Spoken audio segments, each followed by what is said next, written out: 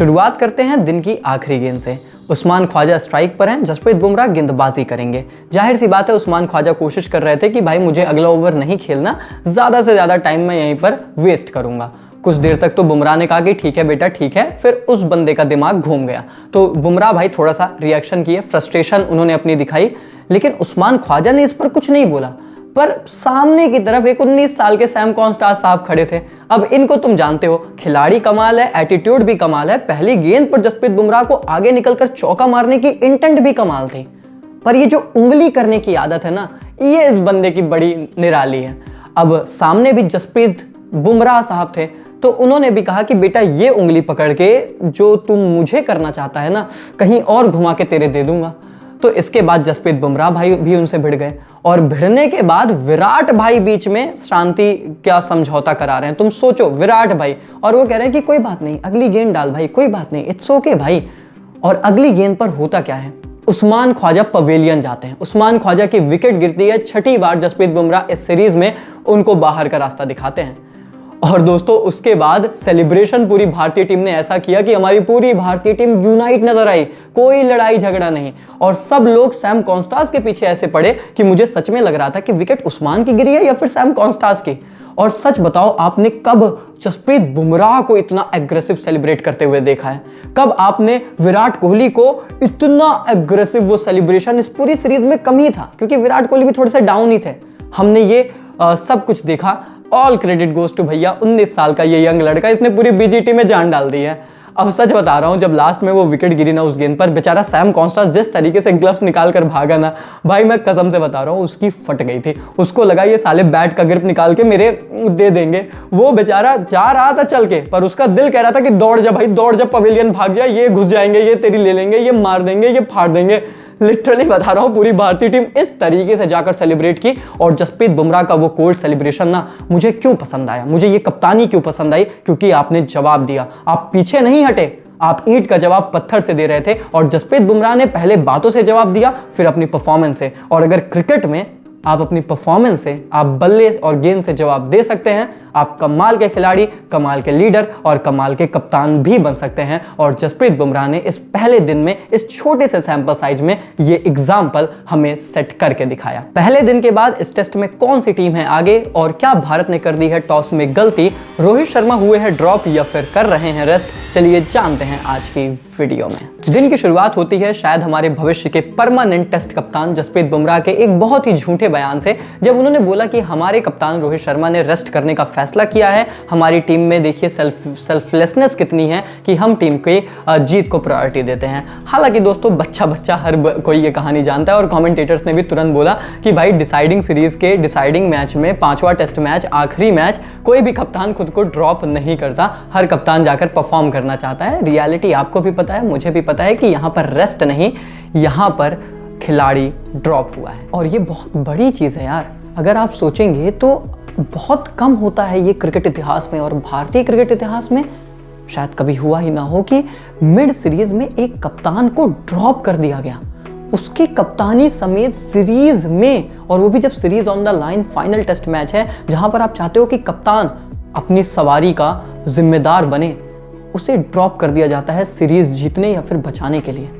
तो ये भारतीय इतिहास में बहुत बड़ा दिन है यार, बहुत दुखद भी आप कह सकते हैं, पर बड़ा दिन है, अनफॉर्चुनेट भी कह सकते हैं। कप्तान रोहित शर्मा यहाँ पर ड्रॉप किए जाते हैं, और डेफिनेटली दुखद तो है। मतलब देखिए, आप फ्रस्ट्रेट होते हैं, मैं भी होता हूँ, हम सोचते हैं कि यार ये सब क्या हो रहा है, रोहित क्या कर रहे हैं, कप्तानी खराब है, प्लेयर खराब है, परफॉर्मेंस नहीं आ रही है।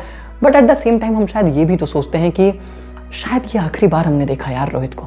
और वो एमसीजी की वो जो वॉक थी ना, वो आउट होने के बाद, वो भारत में वो सुबह सुबह का समय था, और शायद उनके करियर का अंत हो रहा था, शाम हो गई थी। एंड जब आप इस लिहाज से सोचते हैं तो it makes you feel emotional, because at the end of the day आप इंडियन क्रिकेट के फैन हैं। हम सभी हर एक खिलाड़ी के फैन हैं, हम किसी के अगेंस्ट नहीं होते हैं। बस ये होता है कि हालात हमारे पक्ष में नहीं जाते, या वो खिलाड़ी परफॉर्म नहीं करता, तो क्योंकि हम उनसे प्यार करते हैं तो हम फ्रस्ट्रेट हो जाते हैं, हम कुछ बातें भी कह देते हैं, पर जज्बात भी हैं। तो जब आप सोचते हैं तो लगता है कि यार कैसे सब कुछ पलट गया ना। 6 महीने पहले जो इतना बेहतर कप्तान था, इतना बेहतर लीडर था, और टेस्ट में भी हम उनको काफ़ी लंबे समय तक चलते हुए देखना चाहते थे, 2027 तक हम सोच रहे थे। अब लगता है कि शायद इसके बाद वो हमें टेस्ट में कभी नजर ना आए। अगर हम फाइनल नहीं खेलते हैं और इंग्लैंड की सीरीज़ में क्या वो कमबैक कर पाएंगे? क्या वो जाकर डोमेस्टिक क्रिकेट खेलेंगे और खुद को वापस कराएंगे? These are all very big questions जिन पर बहुत डिबेट और बहुत बातें हो सकती हैं, पर शायद हालात ये कहते हैं कि हो गया, that is it, and it makes you emotional, right? आप किसी के भी फैन हो, मुझे फ़र्क नहीं पड़ता, चाहे आप रोहित के, विराट के या फिर किसी के भी हो।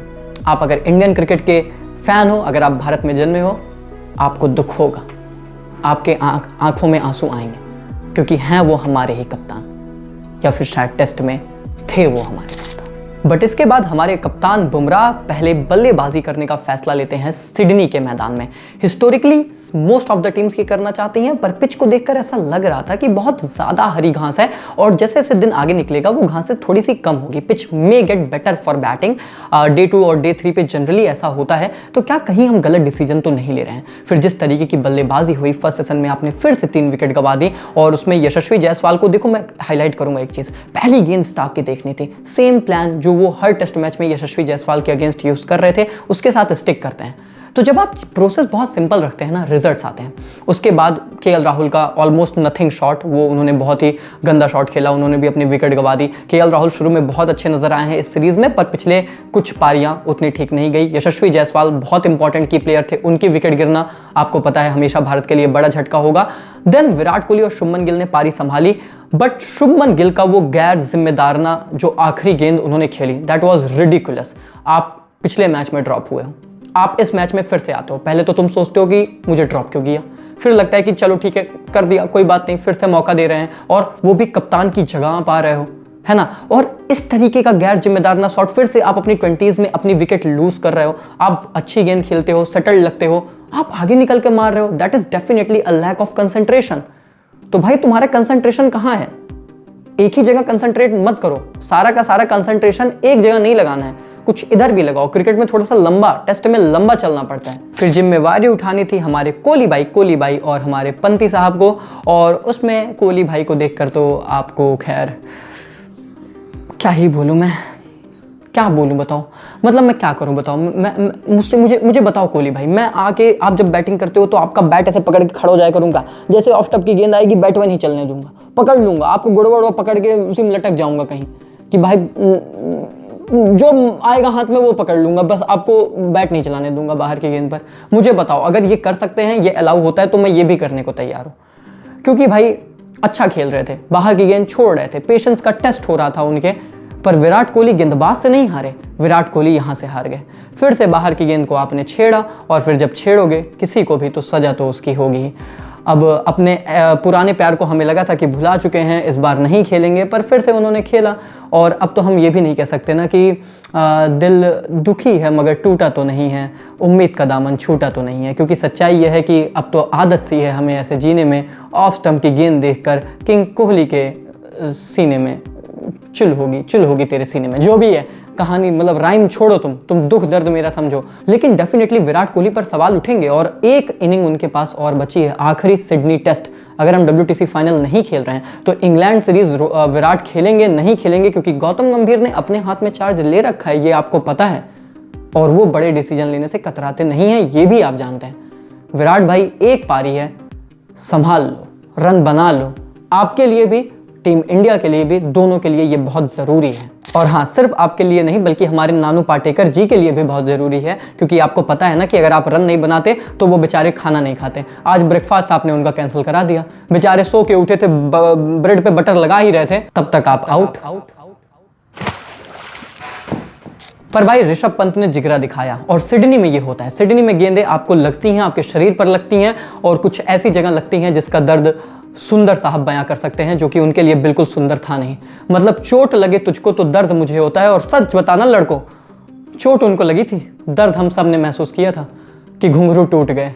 और ऐसी चोटें भैया सिडनी के इस ग्राउंड में लगती हैं, क्योंकि उछाल कुछ ऐसा रहता है। और पंत ने भाई झेला, बंदा किस किस दौर से गुजरा है, उसके बाद हाथ पे लग रहा है, कमर पे लग रहा है, सिर पे लग रहा है। वॉशिंगटन सुंदर ने झेला, पर पंत ने एक अच्छी नॉक खेली, काफ़ी फ्लेक्सिबल नजर आ रहे थे, काफ़ी रिलैक्स्ड नजर आ रहे थे, और डिफेंसिव माइंडसेट में चले गए थे, जो कि दिखाता है कि टीम मीटिंग में कितनी बातें हुई हैं ऋषभ पंत से, कितना समझाया गया है उन्हें कि कैसी क्रिकेट खेलनी है। पर फिर से जब अटैक करने गए तो अपनी विकेट वंस अगेन गंवाई। वही नेचुरल सिलेक्शंस, वही उनके खेलने का अंदाज है। अब आप उसे क्रिटिसाइज करो, आप उस तारीफ करो, आपके ऊपर है। इसके बाद भैया लगातार विकेट गिरती गई और नीतीश कुमार रेड्डी जो कि सबसे इंपॉर्टेंट प्लेयर थे, वो आज बतख पिछले मैच में शतक, इस मैच में बतख बनाकर घर जाते हैं। और जिसकी बदौलत जो एक अच्छा खासा एक टाइम पर लग रहा था कि हम क्या पता 300 के आसपास देख लें, 250 प्लस के आसपास देख लें, वो लगातार 2-3 विकेटें गिरती हैं और वहां से फिर से सारा मामला ठप रफा दफा हो जाता है। ऑस्ट्रेलिया ड्राइविंग सीट पर आ जाती है। फिर आते हैं हमारे जसप्रीत बुमराह, हमारे कप्तान।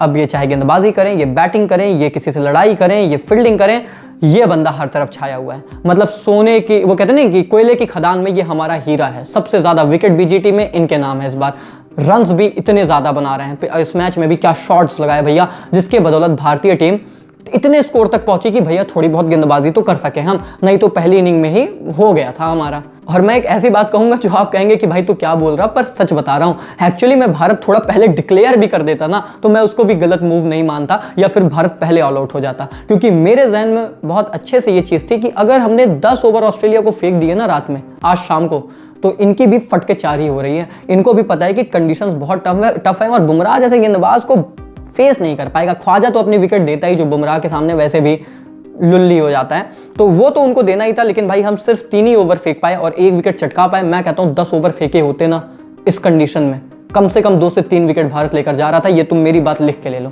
कॉन्स्टास अपना मारता खेलता, इधर उधर बच्चा नटखटाई कोई करता, एक आधा गेंद पे वो भी आउट होता, और एक आधा बड़ी विकेट अगर स्मिथ या फिर लेबुशैग्ने में से किसी की मिल जाती ना, मजा आ जाता इस पूरे मैच में और भारत टॉप पर आ जाता। लेकिन हाँ, अगर ऐसा नहीं हुआ है, थोड़ा सा हम लेट हुए हैं, जिसके परिणाम स्वरूप यह है कि ऑस्ट्रेलिया का यह दिन तो रहा, डेफिनेटली ऑस्ट्रेलिया का दिन है, इसमें कोई शक नहीं, पर भारत के पास डे 2 पर शुरू के 20 ओवर में मौका रहेगा। और यही मेरा ओवरऑल पॉइंट है कि ऑस्ट्रेलिया इस मैच में आगे हो चुका है। डे 1 पर उनके पास एडवांटेज है, क्योंकि टॉस आप जीते थे, फिर भी उन्होंने आपको सस्ते में निपटाया है। तो कंडीशन वाइज जो आपकी कॉल थी, उस पर भी ऑस्ट्रेलिया ने फतेह प्राप्त कर ली है। बट अगर डे 2 पर शुरू के 20 से 25 ओवर, देखिए बहुत इंपॉर्टेंट है कि क्या पिच वैसे ही बर्ताव करेगी जैसा आज कर रही थी। अगर करेगी, इंडिया इस गेम में है। अगर नहीं करेगी, ऑस्ट्रेलिया कल के पहले सेशन या फिर दूसरे सेशन में इस मैच में आगे निकल जाएगी और फिर हम शायद कुछ खास ज़्यादा कर नहीं पाएंगे। ये सच्चाई है। तो डे 2 बहुत इंपॉर्टेंट है, बहुत क्रूशल है, और देखना है कि पिच कैसे बर्ताव करेगी, शायद उस पर हमारा परिणाम निर्भर करेगा। जसप्रीत बुमराह से तो पूरी उम्मीदें हैं, लेकिन अगर पिच हेल्प करेगी तो हमारे दूसरे गेंदबाज प्रसिद्ध कृष्णा भी हिट द डेक जो डालेंगे, उछाल मिलेगा, वो भी यहाँ पर कुछ कमाल कर सकते हैं। उम्मीद अभी है, कल ज्यादा क्लियर होगी कि उम्मीद रखनी है या नहीं रखनी है। तो भाई कल भारतीय टीम के लिए पूरे जोश हवास से उनके पीछे लगिए, क्योंकि डे 2 पर हमें लगना ही पड़ेगा। अब यही हमारी टीम है, जो कप्तान है, जो प्लेयर है, जो खेल रहा है, नहीं खेल रहा है, जैसा भी है, हमें बैक करना है, हमें सपोर्ट करना है जब तक टीम मैदान पर है। यही है ट्रू फैन की निशानी, यही है आपका काम, यही है मेरा काम। एग्री करते हो तो लाइक ठोक दो, वीडियो लाइक करके चैनल सब्सक्राइब कर दो, और टेलीग्राम चैनल ज्वाइन कर लो, क्योंकि बहुत सारी इंटरेस्टिंग अपडेट्स वहां पर आती हैं और बहुत सारा मैच के टाइम पे बात भी करते रहते हैं, रायता फैलाते रहते हैं। उधर अलग कहानी चलती है, अलग सिस्टम सेट है। बाकी मिलते हैं, तब तक के लिए take care, goodbye, thank you so much.